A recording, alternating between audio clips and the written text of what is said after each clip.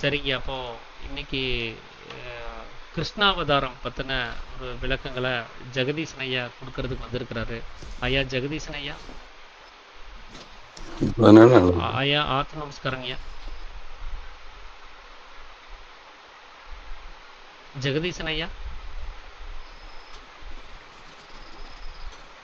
கேக்குதுங்களா? கேட்குதுங்கய்யா கேட்குதுங்கய்யா. பார்க்கணும். ஐயா நீங்கள் சொல்லலாங்கய்யா.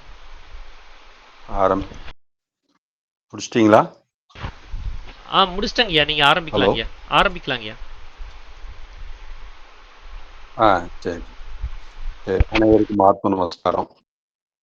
இன்னைக்கு 8வது அவதாரம் கிருஷ்ணா அவதாரம் ஆரம்பிக்கிறோம். இப்போ நான் சரியா கவனிச்சு தான் பேசிட்டு இருக்கிறேன். ஏதாவது கொஞ்சம் கட்டாச்சுன்னா கொஞ்சம் குயிக்கா கொஞ்சம் கூப்பிட்டுக்கோங்க, சரிங்களா? அதனால ஃப்ளோவில் அப்படியே கட்டாக தெரியாமல் நான் பாட்டில் பேசிட்டு இருக்கலாம்ல, அதுக்காக கேட்டுக்கிறேன், சரிங்களா? அந்த மாதிரி தான் சொல்லிக்கிறேன். சரிங்கய்யா சரிங்க. இது வந்து முழுக்க முழுக்க நம்ம இன்னைக்கு ஸ்ரீகிருஷ்ணர் அவரோட அவதாரத்தை பற்றி 8வது அத்தியாயமாக பேசுகிறோம். ஆனால் அது மிக மிக விரிவானது. ஏன்னா சொல்லி முடிக்க முடியாத அளவில் தான் இருக்கும். இருந்தாலும் ஏதோ ஓரளவுக்கு நம்ம யோக நுட்பம் சார்ந்து அதுக்கு தகுந்தாற் போல எந்த அளவுக்கு முடியுதோ அந்த அளவுக்கு இன்னைக்கு பிராப்தம் எப்படி இருக்குதோ, சிவானந்தவரம் சார் எப்படி நினைக்கிறாரோ அதுக்கு தகுந்த மாதிரி இருக்கட்டும் அப்படிங்கிற மாதிரி தான் நினச்சிருக்கிறேன். இது அந்த வகையில் இன்னைக்கு கிருஷ்ண பரமாத்மாவை பற்றி நம்ம பேச போகிறோம். சாமி சொல்லும்போதும் லோக மாதாவான அம்பிகையும்பார். அந்த மாதிரி நம்ம வந்து எல்லா மகான்கள் எல்லா இதில் வந்து அந்த நுட்பமான மரியாதையை வந்து எப்போதுமே செலுத்துகிறோம். நாளும் மற்ற மகான்களையும் வணங்குவோம் அப்படிங்கிறதுல ஸ்ரீகிருஷ்ணர் வணங்குறோம். அப்படி எல்லாத்தையும் வணங்குறது தான் நம்ம அடிப்படை. அதுக்கு தான் நம்மளுடைய அகங்காரம் அங்கே குறையுது. அதுக்கு தான் அப்படி வணங்குறது அப்படிங்கிறது. பெரியோரை பேணி பெற்ற சுகம்னு சித்தர்கள் சொல்லுவாங்க. அப்போ அவர் பெரியோராக இருந்து தூய ஞான சாட்சியாக இருந்து வாழ்ந்து நமக்கு உபதேசமும் சேர்த்து செய்திருக்கிறாரு. வாழ்க்கையில் நடந்தும் காட்டியிருக்கிறாரு. அப்போ எல்லா வகையான சூழ்நிலைகளும் அவர் பிறப்பிலிருந்து அவர் நிறைவடைகிற வரைக்கும் அப்படி காட்டியிருக்கிறாரு. எல்லா விதமான ஞான சூட்சுமங்களையும் காட்டியிருக்காரு. அதில் வந்து பகவத்கீதைன்னு அவர் அருளிய நூல் வந்து உலக அளவில் நிறைய மதிக்கப்பட்டு ஏற்றுக்கொள்ளப்பட்டது. இப்போ நமக்கு இந்திய நாட்டில் வந்து சட்ட புத்தகத்தை விட சத்திய புத்தகத்துக்கு அது மேலே தான் வச்சு சத்தியம் பண்ணுறோம். அந்த அளவுக்கு அது மகத்துவம் வாய்ந்ததாக கருதப்படுகிறது. அந்த உபதேசத்தோடைய அந்த வார்த்தை எப்படி நமக்கு சித்த வேதம் 5ஆம் வேதம்னு சொல்லப்படுதோ அந்த மாதிரி பகவத்கீதை ஆத்மீகம் உங்களுக்கு தெரிஞ்சிருக்குது அப்படின்னா பகவத்கீதை தெரியுமா அப்படிதான் கேட்பாங்க. நீங்கள் இந்து மதம்ங்கிறத தழுவி இருக்கீங்களா அப்படின்னா பகவத்கீதை தெரியுமா அப்படிம்பாங்க. பிரஸ்தான திரயம் அப்படிங்கிறதுல பகவத்கீதையும் வந்துடும். அந்த மாதிரி பிரம்மசூத்திரம் நமக்கு தெரியணும், பாகவதம் தெரியணும்பாங்க. இதை 3 இணைஞ்ச பிரஸ்தான திரயம்பாங்க. இது ஒரு அடிப்படை பேஸ். அதே மாதிரி சைவ சித்தாந்த நூல்களில் சிவஞான போதம், மெய்கண்டாரோட நூல், இந்த மாதிரி சில விஷயங்களை தெரிஞ்சிருந்தா தான் அது நல்ல அடிப்படை தெரிஞ்சிருக்குது அப்படின்னு அர்த்தமாகும். அந்த மாதிரி நம்மளுக்கு வந்து ஸ்ரீகிருஷ்ணர்னாலே இந்த பகவத்கீதையோட ஞாபகம் இயல்பாகவே வந்துடும். அது பொதுவாக ஒரு இது இருக்குது, எது நடந்ததோ நன்றாகவே நடந்தது, எது நடக்குமோ அது நன்றாகவே நடக்கும், நீ எதை கொண்டு வந்த அதை நீ இழப்பதற்கு அப்படின்னு பொதுவான தத்துவம். அது பகவத்கீதையில் இல்லை, யாரோ சொன்னதுங்கிறாங்க. இருந்தாலும் அது நல்லா தான் இருக்குது என்ன. அதனால நீ எது இங்கிருந்து தான் எடுத்தா இங்கேயே கொடுக்கப்பட்டது, அதனால நீ எதுக்காகவும் மனசை வந்து அழட்டிக்க வேண்டியதில்லை, சமநிலை பெற்ற மனதோட இரு அப்படிங்கிறது அந்த உபதேசமா பொதுவாக எல்லா பக்கமும் அந்த சென்டென்ஸ் போட்டிருப்பாங்க. அது நம்ம சாதாரணமாக பார்த்துருக்குறோம். அந்த அடிப்படையில் நம்ம அதை கூட பரவாயில்லன்னு எடுத்துக்கலாம். ஆனால் பகவத்கீதை வந்து முதல்ல எனக்கு ஒரு 17 வயசு இருக்கும்போதே முதல்ல நான் பகவத்கீதை எங்கேயோ சினிமாவுக்கு போயிட்டு வரும்போது வாங்கியிருக்கிறேன். முதல்ல வாங்கின புஸ்தகம் ஆன்மீக புஸ்தகமும் அதுதான். அப்போ அது கீழாத்தூர் ஸ்ரீனிவாசாச்சாரி எழுதுன சின்ன லிப்கோ வெளியீடு. அந்த புஸ்தகத்தை படிக்கும்போது தமிழில் நல்லா தெளிவாக கொடுத்துருந்தது. அதை படித்தோடனே எல்லாம் அவர் நான்ங்கிறாரு, நம்மளை மட்டும் நான் சொல்லக்கூடாதுங்கிறாரு. அப்படின்னு சொல்லிட்டு எனக்கு பூரா படிச்சுட்டேன். இருந்தாலும் அது இப்படி சொல்றாரே அப்படின்னு எனக்கு ஒரு சிந்தனை இருந்தது. அப்புறம் பின்னாடி யாராவது கேள்வி கேட்டா, "நீ பகவத்கீதை படிச்சிருக்கிறேன். நீங்க என்ன கேள்வி வேணாலும் கேளுங்க. என்னால பதில் சொல்ல முடியும்." அப்படின்னு நம்பிக்கையாக சொல்றதுக்கும் அதுதான் எனக்கு பயன்பட்டது. முதல்ல அதுதான் எனக்கு அந்த வாய்ப்பு கிடைச்சது. அப்படிங்கிறத இந்த நேரத்துல ஞாபகப்படுத்திக்கிறேன். அதனால கிருஷ்ணர் அப்படிங்கிறது தூய மனசாட்சி, அதாவது ஞான சாட்சி அப்படிங்கிற தன்மையில தான், ஞான விழிப்புணர்வு அப்படிங்கிற தன்மையில தான் நம்மளுக்கு அது வருது. அந்த அடிப்படையில தான் சொல்றோம். இப்போ இப்போ பூமாதேவி அப்படின்னு சொல்லக்கூடியது நம்முடைய உடல் அல்லது சாதாரணமாக இருக்கக்கூடிய மனது. இந்த மனது பிரார்த்தனை வைக்கிறது. எப்படின்னா, அதர்மமாக இருக்கிறது, மனக்குழப்பமாக இருக்கிறது, மனம் துன்பப்படுகிறது அப்படிங்கிற ரீதியில பூமாதேவி எனக்கு பாரம் தாங்க முடியவில்லை அப்படின்னு எல்லா பக்கமும் முறையிடுறாங்க. அப்புறம் முறையிடும்போது ஸ்ரீகிருஷ்ணர்கிட்டயும், அதாவது விஷ்ணுவோட்டையும் முறையிடுறாங்க. அப்பதான் அவருடைய அவதாரம் நிகழ்கிறது. தர்மத்தை காப்பதற்காக, அதர்மத்தை ஒழிப்பதற்காக அவதாரம் நிகழ்கிறது. அதுதான் கிருஷ்ணாவதாரம் அடிப்படை. அதுக்கு ஜெய விஜயர்கள் அப்படின்னு நேத்து லேசா மென்ஷன் பண்ணியிருந்தேன் நினைக்கிறேன். நேத்து முந்தா நாள். அந்த ஜெய விஜயர்கள் துவாரபாலகர்களா வைகுண்டத்துல இருக்கிறாங்க. அவங்க ஏதோ சிறு தவறு, அதாவது கவனக்குறைவு, அசிரத்தை அப்படிங்கிறதுல ஏற்பட்டதுனால அவங்க மறுபடியும் பூலோகத்துல பிறந்து வரணும்னு சொல்லும்போது, அப்படியானா அது சாபத்திலிருந்து எங்களுக்கு விமோச்சனம் எப்படின்னு கேட்கும்போது, நீங்க நண்பரா இருந்து நட்பா இருந்து வந்தீங்கன்னா மெதுவா தான் வருவீங்க. ஆனா எதிரியா இருந்தீங்கன்னா சீக்கிரம் வந்துடலாம். 3 பிறவியில வந்துடலாம் அப்படிங்கிறது கணக்கு வருது. அதனால சரி, அப்ப 3 பிறவியில் நாங்க சேர்ந்துடுறோம் ஜெய விஜயர்கள். அப்ப அது எப்படின்னா, அந்த 3 பிறவி வரும்போது தான் ஹிரண்யகசிபு அப்படின்னு அந்த ஒரு இது அவதாரம், ராட்சச அவதாரமா ஹிரண்யகசிபுவ துவாரபாலகர்ல அந்த ஜெய விஜயர்கள்ல ஒருத்தர் அந்த மாதிரி வர்றாரு. அப்போ ஹிரண்யகசிபு வந்துடுறாரு. அப்புறம் அதுக்கப்புறம் கம்சனும் ராவணனும் வந்துடுறாரு. சரிங்களா? அப்புறம் ஹம்சன் ராவணன், கும்பகர்ணனும் ஹிரண்யகசிபு அப்படி வச்சுக்கலாம். சரிங்களா?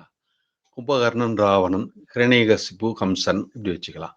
அதே மாதிரி தந்தி வக்ரன் சிசுபாலன் இப்படி இவங்களுடைய அந்த 3 பிறப்பும் 3 பிறப்பு பிறந்ததுக்கு அப்புறம் அவங்க அந்த பரிபூர்ண நிலையை அடையிறாங்க. அப்ப இந்த காரணங்களால சிசுபாலன், தந்தி வக்ரன் இவங்களால இவங்க மிகப்பெரிய தர்மத்துக்கு எதிரான ஒரு செயல் நடக்கிறது.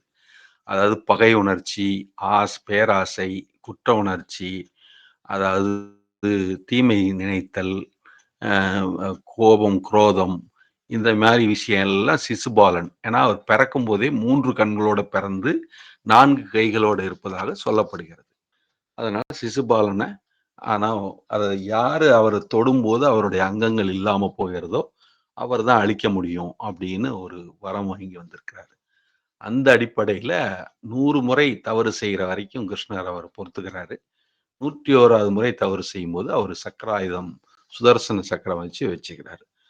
சுதர்சன சக்கரம்னா என்ன அப்படின்னா, சுதர்ஷன், சுத்த தரிசனம்னு அர்த்தம், தூய தரிசனம்னு அர்த்தம்.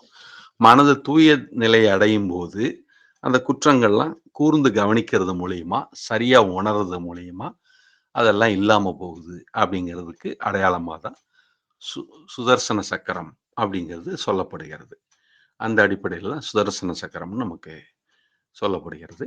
அப்படிதான் அவரு அந்த சக்கராயத்தினால அது சிசுபாலனை வதம் பண்ணுகிறார்னு வருது. அதே மாதிரி அதுல இன்னொரு கேரக்டர் இந்த தர்மத்துக்கு எதிராக அதர்மத்துல பண்றது ஜராசந்தன் அப்படின்னு.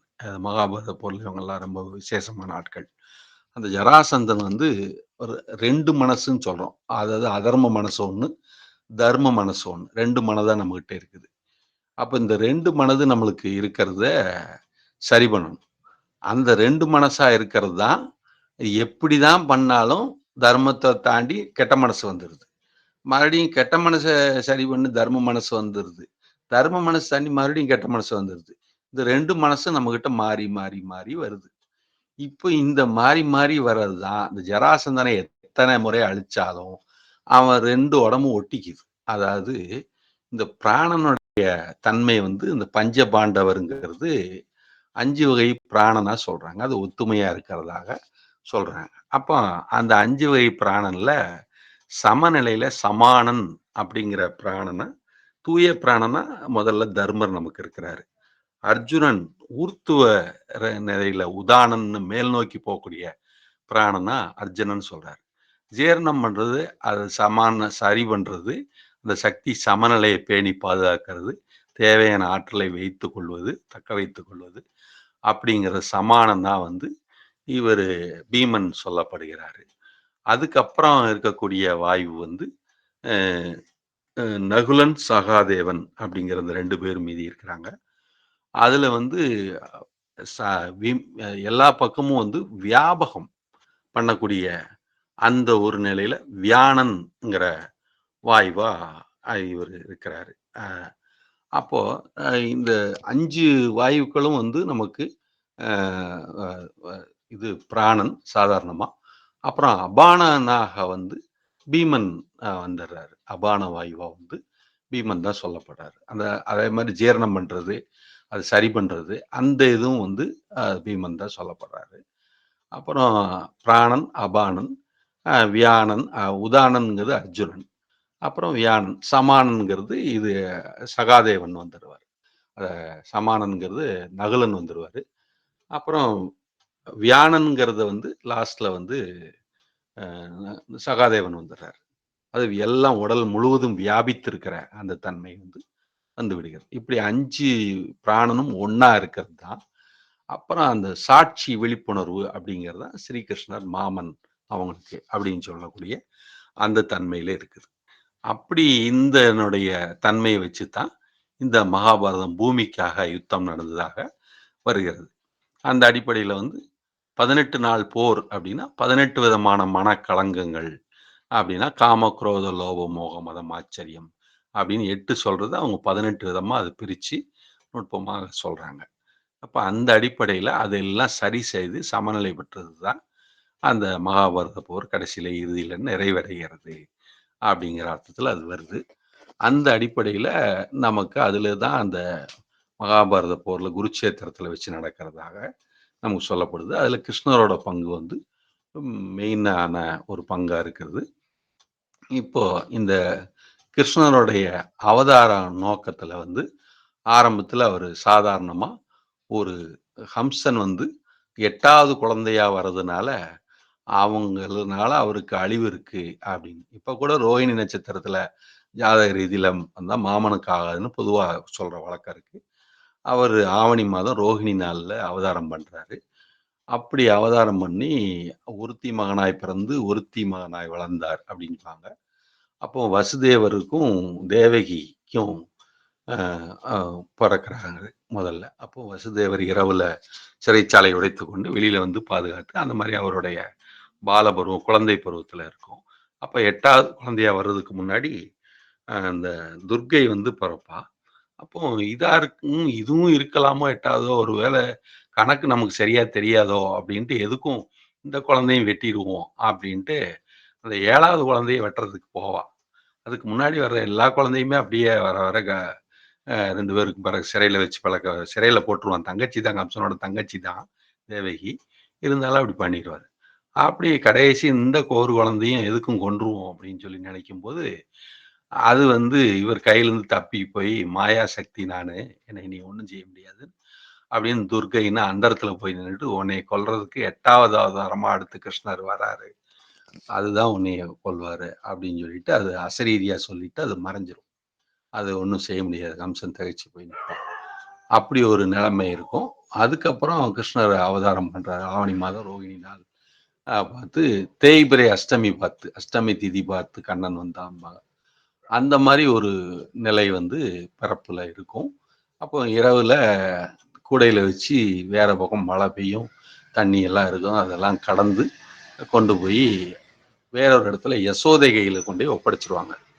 அப்பதான் அந்த பாடல் கூட ஒரு பாடல் பாடுவாங்க. என்ன தவம் செய்த நீயோ யசோதா, என்ன பரபிரம்மே உனக்கு குழந்தையாக வருவதற்கு நீ என்ன தவம் செய்த நீ யசோதா. அங்க கூட பாருங்க யா யமுனை நதி யகாரம் போட்டிருக்காங்க, யசோதா யா போட்டிருக்கிறாங்க. இதெல்லாம் பார்க்கும்போது அந்த ஆத்ம நுட்பத்த சொல்றது தான். அப்படிங்கிறது அந்த யான்னா அந்த யா போட்டு 0 போட்டா 10. அதாவது ஆத்ம தன்மை, பரிபூரணம் அப்படிங்கிறது 9க்கு அடுத்த நிலைமை. அதாவது புதுமைங்கிற முழுமை. அதாவது எல்லா விதமான காரணமும் நிறைவு. 1 போட்டு 0 போடுறது. அது சொல்லக்கூடியது. அது 1 போட்டு 0 போட்டா சாதாரணமா அரபி எழுத்து. அது யா போட்டு நம்ம அந்த சுழி மாரி போட்டுக்குவோம். அப்ப அதுதான் நமக்கு தமிழ் எண்ல 10ன்னு வரும். அதனால யாங்கிறதுக்கு ஒரு அந்த தன்மை இருக்குது. அதனால ஆத்ம தத்துவத்தை குறிப்பதாக வந்திருக்கிறது. அதனால இப்போ நம்ம சாமி எப்பாவது இந்த சில கடிதங்கள்ல எல்லாம் சொல்லும்போது, இங்கு யாபேரும் சேமமாக இருக்கிறோம் அப்படிங்கிற வார்த்தைய தான் சொல்லுவார். யாம் அப்படிங்கிற வார்த்தைய தான் சொல்லுவார். நான்னு உச்சரிக்க மாட்டாரு. நாம்ன்னு உச்சரிக்க மாட்டாரு. யாம் அப்படிங்கிற வார்த்தை தான் வரும். நாம் அப்படிங்கிறது சில சமயங்கள். யாபேரும் இங்கு எல்லாரையும் குறிக்கும்போது யாபேரும் தான் சொல்வார். அதனால அது பொதுவா ஆத்ம தன்மைய குறிக்கக்கூடியதாக அங்க இருக்கிறத நம்ம பார்க்கிறோம். அப்போ இந்த யமுனை நதி அதுக்கு காளிங்க நர்த்தனம் பண்றாரு யமுனை நதியில. அது ஒரு கட்டம் வரும். அப்போ அதுவும் நமக்கு தீய தன்மையை நீக்கி தூய தன்மையை நிலைநாட்டுறது அப்படிங்கிற அவதார நோக்கம் படிப்படியா ஒன் பை ஒன்னா நிறைவேறுது.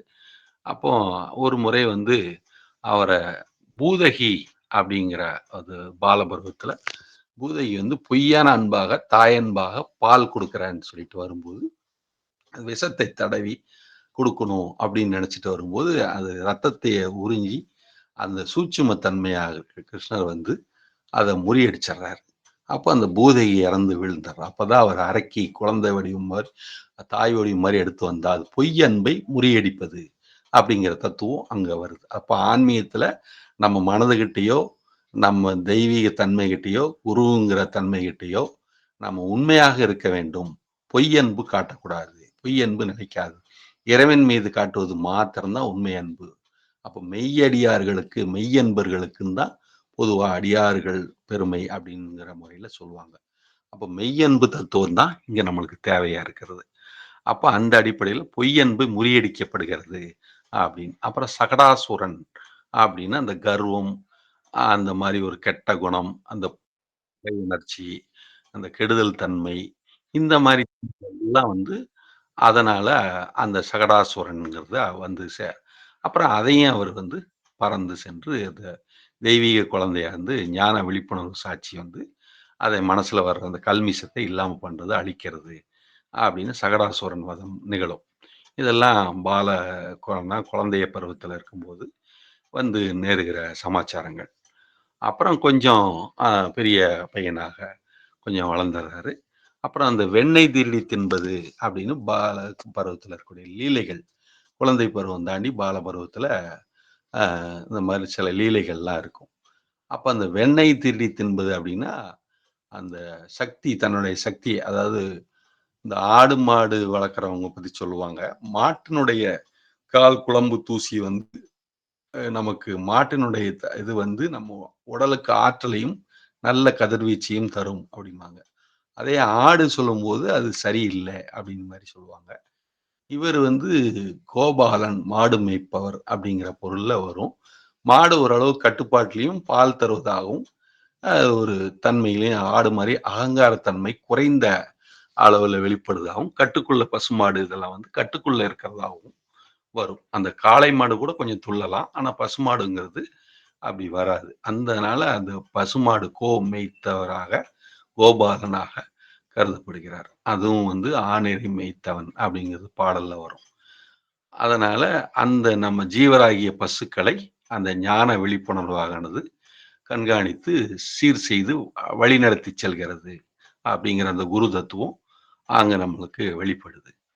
அப்படி அந்த வெண்ணெய் திருடும்போது அங்க இருக்கிறவங்க எல்லாம் ரிப்போர்ட் பண்ணுவாங்க. இந்த மாதிரி உரியில ஏறி அந்த வெண்ணெயை திருடுறாரு அப்படின்னு. அப்ப நல்ல மனசு, தூய தன்மை, அந்த மாதிரி உயர்ந்த சக்தி, எல்லாம் எதெல்லாம் உயர்ந்த அறிவாகவும், தெளிவாகவும், நன்மையாகவும் இருக்கிறதோ, தூய சத்துவ குணமாக இருக்கிறதோ, அதெல்லாம் தனதாக செய்து கொள்ளுதல்.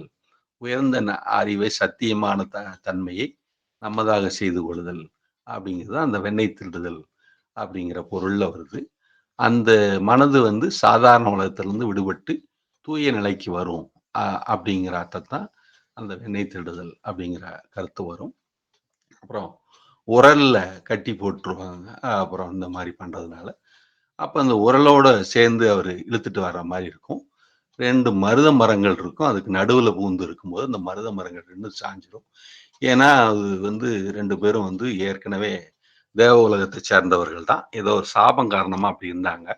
அகலிகைக்கு ராமர்னால சாப நிவர்த்தி ஆன மாதிரி இவங்க 2 பேருக்கும் அந்த சாப நிவர்த்தி ஆயிரும். அது அந்த கிருஷ்ணரா அந்த லீலைய அந்த இடத்துல காட்டுறாரு. அது ஒரு நிலைமை அங்க உண்டாகுது. அதுக்கப்புறம் அவரு இந்த சாதாரண நிலை கொஞ்சம் பெரிய பையன் ஆயிடுறாரு. பெரிய பையன் ஆனதுக்கப்புறம் ஹம்சனை வதம் பண்ண வேண்டிய ஒரு காலகட்டம். தப்பிச்சு எத்தனையோ தேடின்னு எல்லா ரீதியிலையும் அவர் தப்பிச்சிடுறாரு. எத்தனையோ அசுரர்கள் அரக்கர்களை அனுப்பிச்சோம் வேற ஒன்றும் செய்ய முடியல. அப்புறம் அவரால் கடைசியில கம்சனுடைய இடத்துக்கே நேரடியாக காளை பருவத்துல போறாரு. பாலப்பருவம் முடிஞ்சு காளை பருவம் வந்துடுது. அப்போ காளை பருவத்துல அங்க போய் சேர்ந்து அப்போ ஹம்சனை அவர் எப்போதும் கனவு கண்டுட்டு இந்தா வர்றான் கிருஷ்ணா இந்தா வர்றான்ட்டு எதிர்பார்த்துட்டே இருப்பான். நாராயண சுரூபமாவே காமிக்கும். அப்படியே எதிர்பார்த்துட்டே இருப்பான். அப்போ ஹம்சனை வதம் செய்கிறார். அதாவது ஹம்சனை நிறைய துயரங்களும் துன்பங்களும் கொடுத்துட்டு இருந்ததுனாலதான் இந்த அவதாரமே நிகழ்ந்தது. சிசுபாலன் போன்றவர்கள், தந்தி வகிரன் போன்றவர்கள் எல்லாம் நிறைய இடைஞ்சல் கொடுத்துட்டு இருந்தாங்க. அதனால அந்த பூமி, அதாவது மனக்குழப்பம், இந்த இதெல்லாம் தீய உணர்வுகள் உலகியல் நோக்கங்களை நிறைவேற்றணும், தமோ குணத்தின் பார்ப்பட்டது, தீய நடத்தை, தீய தன்மைகள், இதெல்லாம் கீழ்நிலை உணர்வுகள், இதெல்லாம் சேர்ந்துதான் ஹம்சன் அப்படின்னு சொல்லக்கூடியது. தந்தி வகிரன், சிசுபாலன், பகை உணர்ச்சி, கோபம், இதெல்லாம் சொல்லக்கூடியது. அப்ப அந்த அடிப்படையில தான் தந்தி வகிரனும் அப்படித்தான் செயல்படுறாரு. இதெல்லாம் சேர்ந்து இதெல்லாம் முறியடிக்கணும் அப்படின்னு சொல்லிட்டு தான் இதோட அவதாரமே நிகழ்ந்திருக்கு. அதெல்லாம் ஹம்சனை வதம் பண்றாரு. அப்புறம் ராதை அப்படின்னு சொல்லக்கூடியது பக்தி உணர்வு அப்படின்னு அர்த்தம். இந்த புல்லாங்குழல் அப்படின்னு சத்துவ குணம், தூய மனது அப்படின்னு அர்த்தம். அப்ப இந்த சத்துவ குணமும் தூய மனதும் ஆனந்தமான அந்த உள்ள இருக்கக்கூடிய அந்த பிராணன், தூய பிராணன் அது வழியா இயங்கும் போது ஆனந்தம் உருவாக்கி கொடுக்கிறது, நாதம் எழுகிறது அப்படிங்கிறது அது கருத்தாக நமக்கு சொல்லப்படுகிறது. அதனால அதை அப்படி எடுத்துக்கலாம். அப்புறம் ருக்மணி, பாமா ருக்மணின்னு 2 விவேகம் அப்படிங்கிறத பாமா அப்படின்னு வச்சுக்கிறோம். இந்த ஞான விசாரணை அப்படிங்கிறத ருக்மணி அப்படின்னு சொல்லி வச்சுக்கிறோம். இதெல்லாம் அவ்வளவும் பார்த்தா யோக நுட்பங்களா தான் நமக்கு சொல்லப்பட்டிருக்கிறது. அதுக்கு குறைஞ்ச எதுவுமே இல்லை. இங்க பூராமே நம்மளுக்கு யோக நுட்பங்கள் தான். அப்படி எல்லா வகையிலும் நம்ம தெளிவா யோக நுட்ப பார்வையிலேயே பார்த்தோம்னா அந்த பிராணன், தூய பிராணன், சாட்சித்தன்மை, ஞான நிலையோட மேன்மை, இதே தான் அந்த மொத்த கதையிலையுமே நமக்கு உள்ள அர்த்தமாக காணப்படுகிறது. மேலோட்டமா பார்த்தா ஒரு சாதாரணமா ரசிக்க தகுந்த கதையாகவும் உலகியலுக்கு தேவையான சில விஷயங்கள் அதுல இருக்கு. இதுல மதுரா நகர் சேரும், மதுராபுரி அப்படின்னு சொல்லுவாங்க.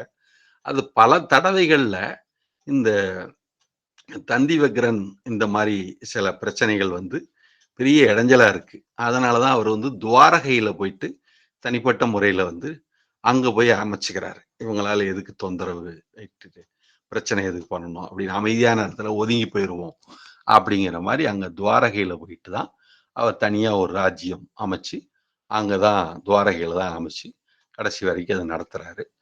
அப்புறம் இறுதியில அங்க இருக்கிற மக்களுக்கும் காந்தாரியினுடைய சாபம் காரணமாக கடைசியில அந்த யாதவர்கள் மத்தியிலேயே அவங்களுக்குள்ள கலகம் நேருது. அப்புறம் கடைசியில இறுதியில ஒரு காட்டுல போய் அமைதியான காலத்தை அவர் கடத்துறாரு. அப்படி அமைதியான காலத்தை அவர் கடத்தும் போது அம்பு ஒரு சாதாரண வேடனுடைய அம்பு தாக்கி சாதாரணமா இருக்கக்கூடிய அவர் யதாஸ்தானத்துக்கு போறதுக்கு ஒரு காரணம். அப்போ யதாஸ்தானத்துக்கு அந்த தன்மை பற்றுங்கிற தன்மையை நீக்கணும்னு கொஞ்சோண்டு கடைசி வைக்கக்கூடிய அந்த சிறு பற்றும், அதாவது ஞான அஞ்ஞானங்களை கடந்து போக வேண்டும் அப்படின்னு சாத்வீக குணத்தையும் விட்டு விடுதல் அப்படின்னு சொல்லுவாங்க. ஆகவே அர்ஜுனா, நீ ஞான அஞ்ஞானங்கள் 2யுமே கடந்து போ, ஆகவே நீ லட்சுமணா அப்படின்னு சொல்லி ராமன் லட்சுமணுக்கு சொல்வார். அந்த மாதிரி இது தூய சாத்வீக குணத்தை அதையும் அவரு கடந்துடும் போதுதான் அவரு யதாஸ்தானமாகிய வைகுண்டம், பராபர பரபிரம்மமாகிய அந்த பரிசுத்த நிலை, மகத்தாங்க தாண்டின அந்த தானா இருக்கிற அந்த தன்மை யதாஸ்தானம் தான் வைகுண்டம் சொல்லக்கூடியது. அந்த மறுபடியும் அந்த அதர்மத்தை அழைச்சிட்டு தர்மத்தை நிலைநாட்டுறதுனால போய் சேர்ந்துறாரு அப்படின்னு சொல்லிட்டு அதோட நிறைவு பகுதி அப்படி வந்து சேரும். அப்படி வந்து நம்மளுக்கு ஸ்ரீகிருஷ்ணருடைய த ஒரு அவதார மகிமை வந்து இந்த மாதிரி நம்மளுக்கு வெளிப்பட்டிருக்கு. இதுல கிருஷ்ணருக்கு வந்து மதுரால இருக்கிற கோவில் இருக்குது. அங்க வந்து அலங்காரங்கள்லாம் பார்த்தீங்கன்னா பிரமாதமா இருக்கும். இந்த பூரி ஜெகநாதர் இருக்கு. அங்க வந்து இன்னைக்கும் அந்த ஒரு இதயம் மாரி ஒண்ணு வச்சிருக்கிறாங்க. அந்த கையில ஒரு வாட்ச் மாரி கட்டியிருக்காங்க. இன்னைக்கும் அந்த இதயத்த வந்து வித்தியாசமான முறையில மாற்றுறாங்க.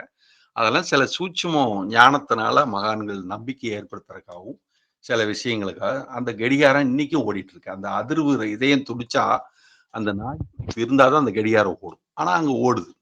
அதே மாரி காற்று எந்த திசையில அடிக்குதோ, அதுக்கு நேர் எதிர் திசையில அந்த கொடி பறக்குது. இன்னைக்கு அந்த குறிப்பிட்ட ஒரு நபர் தான் போய் அத பண்றாரு. அங்க ஏறவே முடியாது. அவ்வளவு சிரமப்பட்டு போய் பண்ணா பண்ணும்.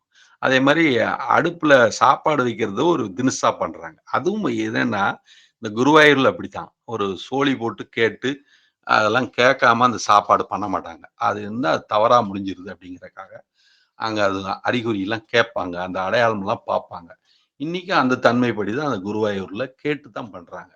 ஏன்னா குருவாயூர்ல பிரதிஷ்டை பண்ணியிருக்கிறதுங்கிறது, கிருஷ்ணருடைய பேரன் அனிருத். அனிருத் அவரு கடல்ல நீந்தி வந்து தான் அந்த சிலைய அங்க பிரதிஷ்டை பண்ணதாக சொல்றாங்க. அதனால மகான்கள் தங்களுடைய சங்கல்பங்களால வித்தியாசமான சில இடங்கள்ல இன்னி வரைக்கும் சில சாமி கூட சொல்றாரு. நாம் வைத்த போர்டு சூரிய சந்திரன் உள்ள வரைக்கும் இருக்கும் அப்படிங்கிறாரு. அப்ப அதோட சங்கல்பம். நேத்து கூட ஒரு சொன்னேன். ராமகிருஷ்ண பரமஹம்சர் விவேகானந்தர் கிட்ட நான் பூட்டி சாவி வச்சுட்டேன்னு சொன்னாரு. அப்படின்னா அவருடைய என்னோட சங்கல்பம்னு அர்த்தம். அது குரு சங்கல்பம்னு பேரு. அந்த சங்கல்பம் வந்து உறுதியாக நிக்கும். அதனாலதான் வந்து எந்த ஒரு ஆத்மாவையும் பகைச்சுக்க கூடாது அப்படின்னு சொல்லி சொல்லுவாங்க. அப்ப என் மனசு வந்து அப்பதான் அந்த எதிர்ப்ப வந்து அனுபவிக்காது, தடை உண்டாகாதுன்னு அர்த்தம். அந்த மாரி தான் அந்த சமாதி வந்து அவரு சங்கல்பத்துல, குரு சங்கல்பத்துல சொன்னது. அதனாலதான் அவரு விவேகானந்தரும் அதை அக்செப்ட் பண்ணி, பழைய ஆடையை களைந்து விட்டு, புதிய ஆடை உடுத்திக் கொள்வது போல் மரணத்திற்காக மகிழ்ச்சி தான் அடைய வேண்டும். ஆனால் இந்த உலகத்தில் கடைசி ஜீவன் கரையேறும் வரை நான் மறுபடியும் மறுபடியும் பிறக்கவே விரும்புகிறேன் அப்படின்னு கூட சொல்லுவார். அப்போ முக்தி மோட்சத்து மேல இச்சையை கூட துறக்கிறது தான் பரிபூர்ண ஞானம் அடையறதுக்கான வழி. அப்போ அது மேல இருக்கிற அந்த பற்றையும் விடணும் அப்படிங்கிறத கடைசி விட்டு விடணும். அது மாதிரிதான் ஸ்ரீகிருஷ்ணரும் கடைசி பற்று எது இருந்ததுன்னா அதையும் விட்டு விடுதல். அந்த தன்மைக்கு தான் அவர் வந்து சேர்றாரு. அப்பதான் அவருக்கு அந்த பரிபூர்ணமா யதாஸ்தானம்ங்கிற வைகுண்ட பதவி தான் தானா இருக்கிற அந்த தனித்தன்மை வந்து சேருது அப்படிங்கிறது. அப்போ மகாலட்சுமியோட அந்த ஆனந்தத்தோட சேர்ந்து ஐக்கியத்துல இருக்கிறது அப்படின்னு. பார்கடல்ல எப்போதும் பள்ளி கொண்டிருக்கிறாரு கிருஷ்ணர் அப்படின்னு சொல்லி சொல்லுவாங்க. அப்புறம் அகங்காரம் அப்படிங்கிறது கிருஷ்ணருடைய படைப்பு. அதுதான் பிரம்மா. அதாவது படைப்பு நிகழ்த்துவது அகங்காரத்தினாலதான் முடியும், முயற்சியினாலதான் முடியும் அப்படின்னு காட்டுறது தான் வந்து ஸ்ரீகிருஷ்ணருடைய நாபி கமலத்திலிருந்து வந்த தாமரையிலிருந்து வந்தது தான் அகங்காரம். அவர் படைப்பு தொழில் அப்படிங்கிறத பண்றாரு. அப்ப அந்த படைப்பு தொழில் பண்றது அதோட தன்மையா இருக்கிறது. அப்புறம் அந்த தன்மை தான் நம்மளுக்கு இந்த உலகம் இப்படிங்கிற அனுபவம் அதன் மூலயமா தான் நமக்கு அனுபவிக்கிறதுக்கு கிடைக்குது. அது காட்சிகளை படைத்து எல்லாம் அனுபவிச்சு இதுதான் அனுபவம், இது சரி, இது சரியில்லை அப்படிங்கிற எல்லா விதமான அனுபவமும் பிரம்மன் தான். எல்லாம் பிரம்மாவோட தன்மை தான் நம்ம அனுபவிச்சு பார்க்குறோம். அது இல்லாம இன்னொன்னு இல்லை அப்படிங்கிறது. அப்போ ஸ்ரீகிருஷ்ணராகிய அந்த தூய சாட்சி மனத்துல இருந்து வந்து இந்த படைப்பு அதனுடைய படைப்பு தான். சரிங்களா? அப்ப இதுதான் நம்ம இதை பார்க்கிறோம். அப்போ இந்த மாதிரி நமக்கு பல்வேறு ரீதியில இந்த ஞான நுட்பங்கள்ல பார்க்கும்போது ஸ்ரீகிருஷ்ணருங்கிற அவதார புருஷரை வந்து இந்த கோணத்துல நம்ம பார்க்கிறோம். இப்போ வந்து வேறொரு வகையில பார்க்க போனா விஷ்ணுவோட கையில 4 விதமான இது இருக்குது. சக்கரம், சுதர்சனம் அப்படின்னு சக்கரம் இருக்குது. அந்த கண், மனது அப்படின்னு சாமி நமக்கு சொல்றாரு. அந்த லோட்டஸ் தாமரை அது அகங்காரம், அழகுக்காக பிடிக்கப்பட்டது அல்ல அப்படிங்கிறத சொல்றாரு. சரி. அப்புறம் வந்து சங்கு இருக்குது. அப்புறம் அதை வந்து நாதம் கேட்கிறது அப்படிங்கிற அர்த்தத்துல நமக்கு வாசி யோகம் பண்ணும்போது ஏற்படக்கூடிய அதாவது அநாகத சக்கரம் தாண்டியாச்சுன்னா நம்ம காதுல அந்த ரீங்கார ஒலி எப்போதும் ஓம்கார ஹம்மிங் சவுண்டு மாதிரி கேட்கக்கூடியது. அதையும் சேர்த்தும் உருவ மத்தியில் இருக்கக்கூடிய 2 கண்களையும் அங்கு புருவ மத்தியில் நெற்றிக்கண்ணில் சேர்த்தும், அந்த நாதத்தையும் அங்கு சேர்த்தும், இந்த பிராணனையும் சேர்த்தும் இந்த 3ஐயும் ஒன்று சேர்க்கிறது தான். அதான் அகர, உகர, மகரங்களை ஒன்று சேர்த்தல்ங்கிறது ஓம்கார பிரணவம்ங்கிற தன்மை நமக்கு கிடைக்கிறது அப்படின்னு. இதுல வந்து துரோணர் வந்து அபர பிராணன் அப்படின்னா புறத்துல சில காரியங்களை செய்யக்கூடிய நிலையில துரோணர் வர்றாரு. அதாவது தர்மத்தினுடைய தெளிவு குறைவு தான் பீஷ்மர். அதனால அந்த கர்மாவுடைய தன்மையில அந்த அர்த்தத்துல போனதுக்கு அப்புறம் தான் அந்த தர்மம்ங்கிறது தூய பக்கத்துல நகருது அப்படின்னு தான் பீஷ்மர் அம்பப்படுக்கையில் இருக்கிறத காட்டுது. அதே மாதிரி தூய பிராணனாக இங்க ஸ்ரீகிருஷ்ணர் சொல்லப்படுகிறார். அப்போ அபர பிராணன்ங்கிறது உலகியல்ல அறிவு, அதுவும் பிராணனோட தன்மை தான். அப்போ உலகியல்ல வித்தைகள் அது இது கத்துக்கிறது வைக்கிறது எல்லாமே உலகியல் நோக்கத்துல இருக்கிற எல்லா வெற்றிகளையும் கூச்சிட்டு இருக்கும்போது ஞானமாகிய தூய தன்மை நம்ம பெற முடியாம போயிருது. அப்போ இந்த ஞானமாகிய தூய தன்மைக்கு வரும்போது இந்த இதெல்லாம் அந்த துரோணர் அப்படிங்கிறது வீழ்ந்து போறது அப்படின்னு. அதே மாதிரி அஸ்வத்தாமா அப்படிங்கிறதும் அந்த பழைய கர்மாக்குடைய பதிவு, அதாவது வாசனா அப்படின்னு சொல்லுவாங்க, அந்த வாசனைகள்னு அர்த்தம். இப்ப அதனாலதான் சிரஞ்சீவித்துவமா அந்த வலிமையான பிராணனோட சேர்ந்த அந்த வாசனை, அதான் பிராணன், அபர பிராணன். அபர பிராணம்னா கீழே இருக்கிற பிராணன், கீழான அறிவுன்னு அர்த்தம். உலகியல் அறிவு வித்தை காட்டுறதுக்கு ஆகும், ஞானத்துக்கு அது உதவாது. அப்ப அந்த பிரணவத்துல 2 வகையான பிரணவம், அதுக்கு சாதாரண பிரணவம். அப்படி இந்த ஒரு நிலையில தான் அது சிரஞ்சீவித்துவமாக அந்த வாசனை இந்த பூமியிலேயே தங்கி விடுகிறது. அப்ப பெரிய திருடின்னு சொல்லக்கூடிய ஆஞ்சநேயரும் இங்கேயே நான் இருந்துக்கிறேன் அப்படின்னு சொல்லிட்டு அவரும் சிரஞ்சீவித்துவம். விபீஷன் ஆழ்வார் சாத்வீக குணம், அதனால அவரும் இந்த உலகிலே தங்கிறார். உலகத்துல அது வேண்டி இருக்கு, அதனால தங்கிடுறாரு அப்படின்னு. இந்த மாதிரி ஒரு 4 பேர் என்னமோ எப்போதுமே நித்திய சூரியல் அப்படின்னு சொல்லுவாங்க, எப்போதுமே இங்கதே இருப்பாங்க. அதாவது சிரஞ்சீவித்துவம் 4 பேருன்னு நினைக்கிறேன், நித்திய சூரி வேறன்னு நினைக்கிறேன். அப்ப இந்த மாதிரி இவங்க வந்து எப்போதுமே வந்து இந்த 4 பேரும் இங்க இருக்கிறாங்க. இன்னொரு டக்குன்னு எனக்கு ஞாபகத்துக்கு வரல. சிரஞ்சீவி அப்படிங்கிறதுல வந்து ஒண்ணு விபீஷண ஆழ்வார் வந்துருது, சிரஞ்சீவியா இங்கேயே இருக்கிறாரு. அப்புறம் ஆஞ்சநேயர் சிரஞ்சீவியா இங்கேயே தங்கிறாரு. அஸ்வத்தாமா அதே மாதிரி இங்கேயே தங்கிறாரு. இது 3க்கும் நான் காரணம் சொல்லிட்டேன். அது மாதிரி 4வதா ஒருத்தர், அதுவும் அதே மாதிரி இங்கேயே தங்கிறாரு. அவரும் அதே மாதிரி அந்த மாதிரி நிலைமை. அதே மாதிரி அபிமன்யு, அபிமன்யு வந்து அரைகுறை அறிவுன்னு அர்த்தம். இப்ப அரைகுறை அறிவு வந்து பூரண அறிவு மாதிரி தெரியும், ஆனா அது மயக்கம். அந்த பூரண அறிவு இல்லாதனால நம்ம பாதிக்கப்படுறோம் அப்படிங்கிறதுக்கு ஒரு உதாரணமா தான் அபிமன்யு வந்து நமக்கு உத்தரையின் கர்ப்பத்தில் வந்த அபிமன்யு வந்து போரில் வீழ்ந்து போவது தெரிகிறது. அப்புறம் தூய அறிவு, சுத்த அறிவு, தெளிவான திட்டம் இதெல்லாம் இல்லைன்னா நமக்கு பாதிப்பு வரும் அப்படிங்கிறத புரிஞ்சுக்கிறதுக்காக தான் நமக்கு அது அபிமன்யோட இது நமக்கு சொல்லப்படுகிறது. அப்படி இந்த ஸ்ரீகிருஷ்ணர் நமக்கு மாயத்தன்மையை 16,000 மனைவிகள் அப்படின்னு சொல்லக்கூடியது வந்து 16,000 மனைவிகள் கிடையாது. அதாவது அது எப்படின்னா எல்லா இடத்துலையும் 16,000 பேதங்கள் மனதில் இருந்தாலும் இந்த மனது மொத்தமும் ஸ்ரீகிருஷ்ணர் தான். இந்த உலகம் முழுவதையும் ஸ்ரீகிருஷ்ணர் தான். விஷ்ணுமயம் ஜெகத், குண்டலினி சக்தி, தூய தன்மை அவர் தான். அப்ப எல்லாம் வல்ல ஆற்றல் உடையது, அவரால் எல்லாம் முடியும் அப்படின்னு. அவ்வளவு பெரிய போர்க்களத்துல எந்த ஆயுதம் நான் எடுக்க மாட்டேன்ட்டு அவரால் தெளிவா இருக்க முடிஞ்சது. அப்ப துரியோதனன் அப்படிங்கிறது ஒரு அதர்ம சக்தியா இருக்கிறது, சகுனிங்கிறது அந்த அதர்மமாக பொருட்களை அனுபவிக்க வேண்டும் அப்படிங்கிறது துணை செய்யக்கூடிய சூட்சுமம். அப்ப அதர்மத்திற்கு துணை போன சூட்சுமம் அதெல்லாம் அழிவுடுது. அதுதான் அதுக்கு எதிராக தூய விழிப்புணர்வுங்கிற சாட்சி தான் இருந்து அதுக்கு எதிராக வந்து 5 பிராணனும் ஒன்னா இருக்கிறது பஞ்ச பாண்டவர். இதுக்கு இந்த போர் தான் அந்த போர். அந்த போர் தான் அது ஜெயம் உண்டாகி அந்த ஸ்ரீகிருஷ்ணர் நடுநிலையா இருந்து அதை செய்து முடிச்சு கொடுக்கிறார். அதே மாதிரி கர்ணன் வந்து சாதாரண கீழான அகங்காரமாக இருக்கிறது. அந்த கீழான அகங்காரம் அதர்மத்துக்கு துணைன்றதுனாலதான் அதுவும் அழிவை சந்திக்குது அப்படிங்கிறது தான் அதோட தாற்பயம். சரிங்களா? இப்படிதான் நமக்கு இதோட யோக நுட்பங்களும் நமக்கு சேர்ந்து அந்த ஸ்ரீகிருஷ்ணர் அதர்மத்தை அழித்து தர்மத்தை நிலைநாட்டுவதற்காகவே அவதாரம் செய்திருக்கிறார் அப்படிங்கிறது நமக்கு இதுல இருந்து விளங்குது. இதுல ராஜலீலை அப்படிங்கிறது ஒண்ணு உண்டு. அப்ப அந்த ராஜலீலை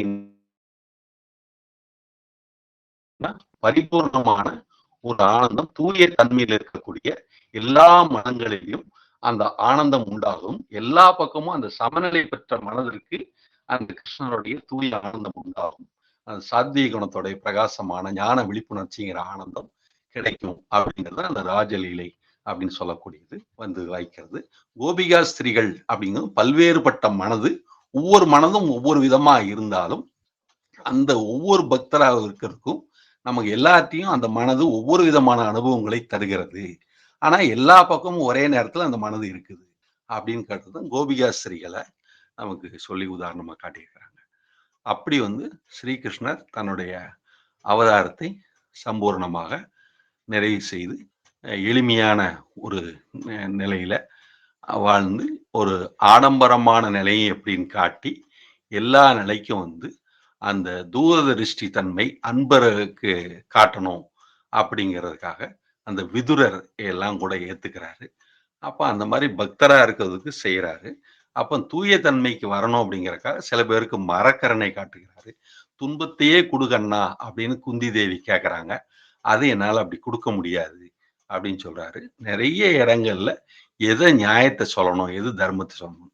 பாஞ்சாலி துயில் விழுகும் போது அவ ஒரு கையை வச்சு மறைக்க வரைக்கும் அவர் கொடுக்கல. 2 கையும் விட்டுட்டு சரணாகதி அடையும் போது பக்தி தத்துவத்துல சரணாகதி அடைஞ்சாதான் காப்பேன் அப்படிங்கிற தன்மை அங்க வருது. அதனால பக்தி தத்துவம் சரணாகதிக்கு கொடுக்கப்படுகிறது. அது பிரபத்தி தத்துவம் பக்தி தத்துவங்கிறத ராமானுஜர் கூட ஸ்தாபிச்சதா சொல்லுவாங்க. அந்த மாதிரி நமக்கு தூய தன்மையில தூய அன்புக்கு தூய சாட்சி விழிப்புணர்வு நமக்கு உண்டாகும். மனம் தூய மனமாக உண்டாகும் போது தூய ஞான விழிப்புணர்வு உண்டாகும், தூய பிராணன் உண்டாகும், தூய சத்துவகுணம் உண்டாகும், அதே மாதிரி தூய உஷ்ணம் உண்டாகும். அப்படிங்கிறதுக்கெல்லாம் ஆதாரமாக தான் அவர் துளசி மாலை, அந்த குளிரெல்லாம் இருக்கக்கூடாதுங்கிறதுக்காக துளசி மாலை, அது வந்து காமத்தையும் கட்டுப்படுத்தக்கூடியது, சளி கவமும் இல்லாம பண்ணக்கூடாது, ஜலதோஷத்துல வேணும், அதுக்காக அந்த இது வச்சிருக்கிறாங்க. அது மாதிரி மூளை நல்லா வேலை செய்யறதுக்கு தாமரை அப்படிங்கிறனால லட்சுமி கடாட்சம் தாமரை ஆரோக்கியம் அப்படிங்கிறதுக்காக அதை கொடுத்துருக்குறாங்க. அப்போ பரிபூரணம் மோட்ச லட்சுமின்னா பூரணம் அப்படிங்கிறது லட்சுமி துணையோட இருக்கிறாங்க. அப்போ திருப்பார்கடலில் பள்ளி கொண்டாயே ஸ்ரீமன் நாராயணா, அங்கு திருமகள் துணையில் அமைதி கொண்டாயோ அப்படின்னு அந்த பரிபூர்ண அமைதியை சொல்லி இந்த பாடல் வந்து பாடுது.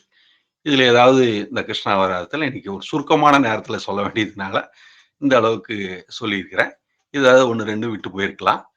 இருந்தாலும் அடுத்து சொல்லும்போது வேற ஏதாவது வாய்ப்பு கிடைக்கும் போது 1, 2 சேர்த்து சொல்லிக்கலாம்.